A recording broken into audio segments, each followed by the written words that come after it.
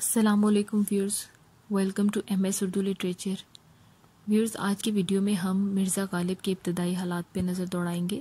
اس سے پہلے ایک ویڈیو تھی جس میں مرزا غالب کے ادبی تصانیف کو بیان کیا گیا تھا بہت تفصیل کے ساتھ، لیکن ان کے ابتدائی حالات میں تھوڑی سی کمی رہ گئی تھی، تو اس کمی کو ہم اس ویڈیو میں پورا کریں گے۔ تو چلیے اپنے لیکچر کا آغاز کرتے ہیں۔ مرزا کے آباء و اجداد کے بارے میں بتاتی چلوں، جیسا کہ میں نے پچھلی ویڈیو میں بھی ذکر کیا تھا کہ مرزا کے آباء و اجداد میں مرزا کے دادا مرزا کوکان بیگ سمرقند سے ہجرت کر کے مغل شہنشاہ احمد شاہ بہادر کی عہد حکومت میں 1748 سے 1750 میں مغلیہ سلطنت میں آ کر آباد ہوئے۔ ان کا مغل شہنشاہ محمد شاہ کے دربار سے وابستہ ہونے کا ثبوت ملتا ہے۔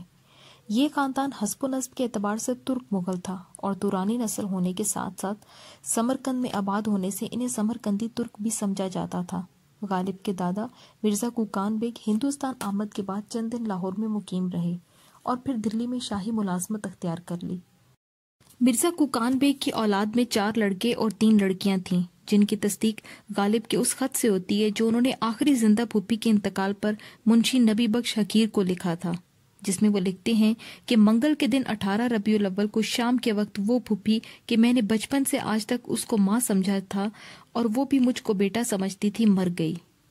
اپنے دوست منشی نبی بخش حقیر کو وہ لکھتے ہیں کہ میرے لیے وہ صرف ایک پھوپھی نہیں تھی، بلکہ گویا اس کے مرنے سے میں یہ سمجھتا ہوں کہ 9 آدمی مرے، 3 پھوپھیاں، 3 چچا، 1 باپ اور 1 دادا اور 1 دادی، یعنی اس مرحومہ کے ہونے سے میں جانتا تھا کہ یہ 9 آدمی زندہ ہیں، اس کے مرنے سے میں نے جانا کہ یہ 9 آدمی یک بار مر گئے۔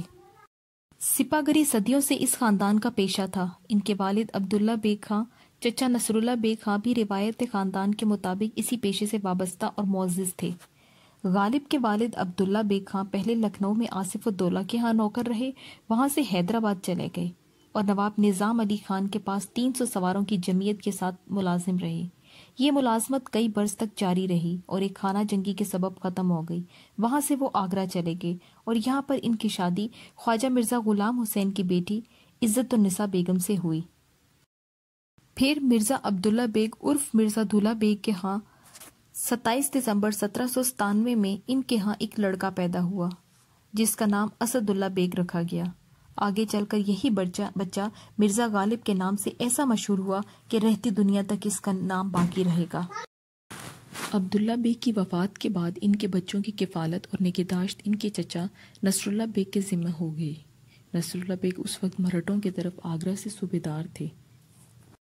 18 اکتوبر 1803 کو جب آگرہ پر انگریزی افواج نے حملہ کیا تو مرزا نصراللہ بیگ خان نے قلعہ آگرہ لارڈ لیک کے حوالے کر دیا، جس پر انگریزی افواج آگرہ میں داخل ہو گئیں اور مرہٹوں کا اثر ختم ہو گیا۔ لارڈ لیک نے مرزا نصراللہ بیگ خان کو 1700 روپے مشاہدے کے ساتھ 400 گھڑ سواروں کا رسالدار مقرر کر دیا۔ اپریل 1806 میں مرزا نصراللہ بیگ خان ہاتھی سے گر کر زخمی ہوئے اور انتقال کر گئے۔ نصراللہ بیگ نے اپنے بھائی کی وفات کے بعد اپنے بھائی کے بچوں کو بڑے ناز پیار اور لاڈ سے پالا تھا۔ ادھر ننیال بھی، جہاں عبداللہ بیگ خان شادی کے بعد سے مقیم تھے، مالدار تھے۔ یہ سب بچے چچا اور ماں کی نگرانی میں رئی سادوں کی طرح پلے۔ یہی وجہ ہے کہ جب 1806 میں چچا کا انتقال ہوا تو اس وقت بھی ان کو وہ مشکلات کا سامنا نہیں کرنا پڑا جو ایک یتیمی میں بچوں کو کرنا پڑتا ہے۔ غالب کی عمر اس وقت کم و بیش 9 سال تھی اور مرزا یوسف اس وقت 7 سال کے تھے۔ 4 مئی 1806 کو نواب احمد بخش خان نواب ریاست فیروز پور جرگہ نے انگریزوں سے سفارش کر کے پسماندگان کا وظیفہ 10,000 روپے مقرر کروا دیا، جس میں غالب کی دادی، 3 پھوپھیاں اور چھوٹا بھائی بھی شامل تھا۔ 7 جون 1806 کو وظیفے کی یہ رقم 10,000 سے کم کر کے 5,000 کر دی گئی۔ مرزا غالب عرف مرزا نوشہ کا بچپن ننیال میں گزرا۔ ان کے والد عبداللہ بیگ خان بھی اپنے سسرال میں رہتے تھے اور گھر داماد تھے۔ والد اور چچا کی وفات کے بعد بھی ان کو یتیمی کے مصائب نہیں جھیلنے پڑے۔ سرکاری وظیفہ بھی تھا اور صاحب عمارت ننیال کی پشت پناہی بھی حاصل تھی۔ عبداللہ بیگ خان کے لڑائی میں مارے جانے کے بعد خاندان کی پرورش کے لیے روزینہ مقرر کر دیا گیا تھا۔ وہ رئی سادوں کی طرح آرام سے زندگی گزار رہے تھے۔ انہوں نے وہ سارے شوق پورے کیے جو اس زمانے میں رئی سادوں کا شیوا تھا۔ پتنگ بازی بھی کی، شطرنج سے بھی دل بہلایا، یاروں کی صحبت میں بھی دن رات بسر کیے، شراب سے بھی جی بہلایا۔ شراب پینے کی لت بھی اسی زمانے میں غالب کو پڑی۔ اب مرزا غالب کی تعلیم کی بات کی جاتی ہے۔ رواج زمانہ کے مطابق انہوں نے فارسی کی تعلیم حاصل کی۔ بچپن کے استادوں میں مولوی محمد معظم کا نام قابل ذکر ہے۔ مرزا غالب نے ابتدائی فارسی تعلیم انہی سے حاصل کی تھی۔ مرزا نے اپنے بعض خطوط اور قاطع برہان کی بحثوں میں بالخصوص ایک اور استاد کا بھی ذکر کیا ہے جس کا نام ملا عبدالصمد ہے، لیکن سارے شواہد اس بات کی طرف لے جاتی ہیں کہ عبدالصمد ایک فرضی شخص تھا جسے انہوں نے قاطع برہان کے تنازع میں ضرورتاً جنم دیا تھا۔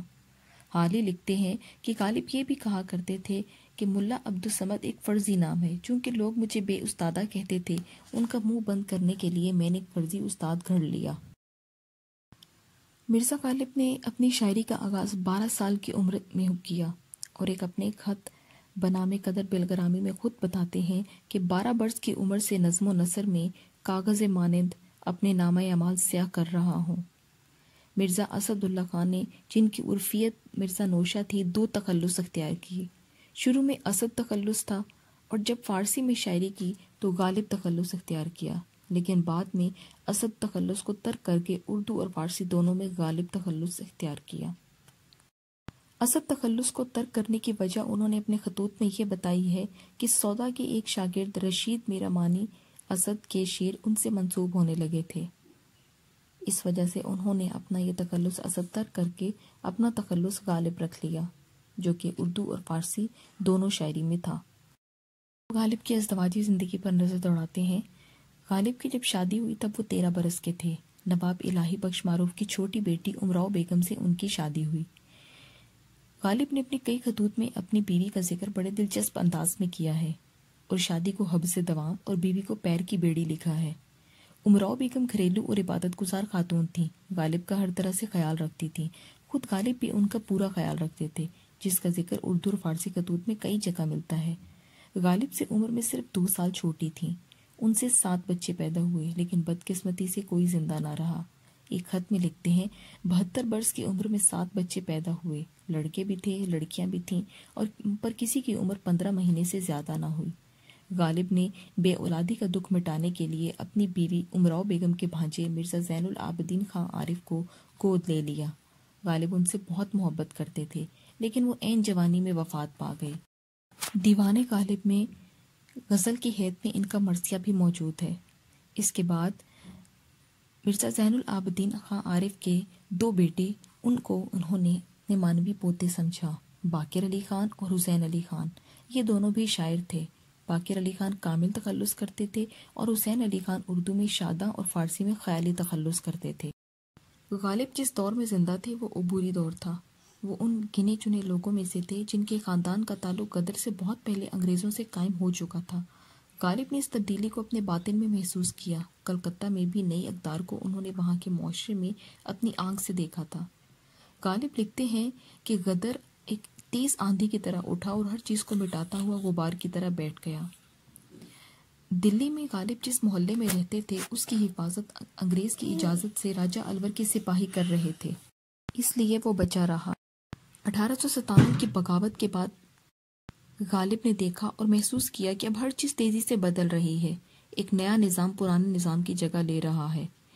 اس بات کو وہ اپنے خطوط کے ذریعے دوستوں تک پہنچاتے رہے۔ انہوں نے دلی کے نقشے کی تباہی اپنے خطوط میں کھینچی ہے۔ جامع مسجد دلی اور لال قلعہ کے درمیان ایک لکودک میدان کے وجود میں آنے پر اظہار افسوس بھی کیا ہے۔ انگریزوں کے ہاتھوں بے قصور لوگوں کو پھانسی پر چڑھانے کو بیان بھی کیا ہے۔ اس زمانے میں وہ ایک خوف میں مبتلا رہے۔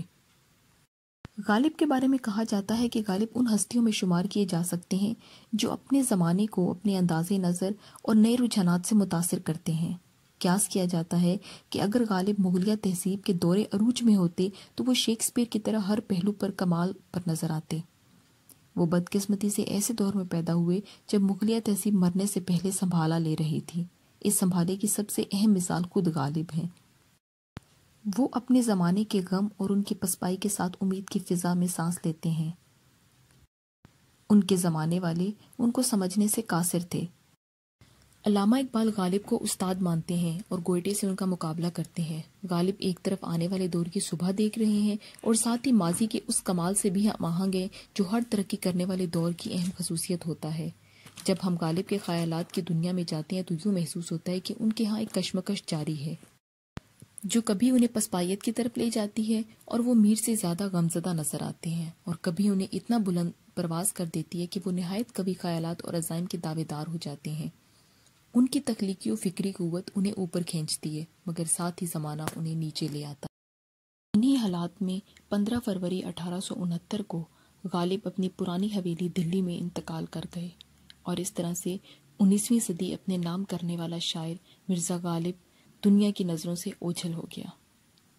جی ویورز، یہ تھا میرا آج کا لیکچر جس میں ہم نے مرزا غالب کے ابتدائی حالات پڑھے ہیں، ان کی پوری زندگی کے حالات پڑھے ہیں۔ ان کی تصانیف پر ایک ویڈیو پہلے بنائی جا چکی ہے جس کا لنک آپ کو ڈسکرپشن میں دیا گیا ہے، آپ دیکھ سکتے ہیں۔